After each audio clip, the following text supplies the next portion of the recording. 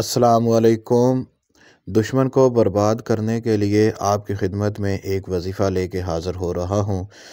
जिस इंसान का दुश्मन बहुत ताकतवर हो, दुश्मन ज़हनी तौर पर शैतान हो, बहुत ज़्यादा शर फैलाने वाला हो, तरह तरह के नुकसान पहुँचाता हो, तकलीफ़ें देता हो, तो उनको परेशान होने की ज़रूरत नहीं। उनके दुश्मन इंशाअल्लाह ताला बर्बाद हो जाएंगे। उनकी जो भी चाल चलन चालाकियाँ हैं वो उनसे बिल्कुल बाज आ जाएंगे। ये वाला जो वजीफ़ा है, जो भी इंसान हक वाले दुश्मन के लिए करे, उसको पता हो कि ये दुश्मन मुझे तंग कर रहा है, परेशान कर रहा है और बिला वजह परेशान कर रहा है। ये वाला वजीफ़ा सिर्फ़ और सिर्फ वो वाले इंसान करें।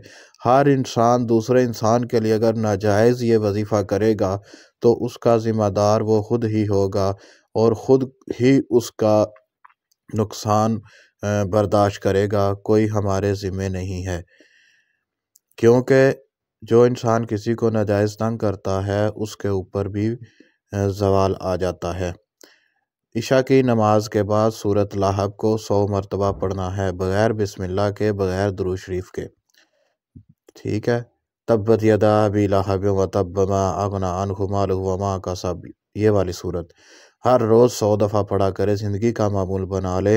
इंशाअल्लाह ताला उसका दुश्मन जितना भी ताकतवर हुआ, अपनी ताकत उसकी टूट जाएगी शैतान वाली।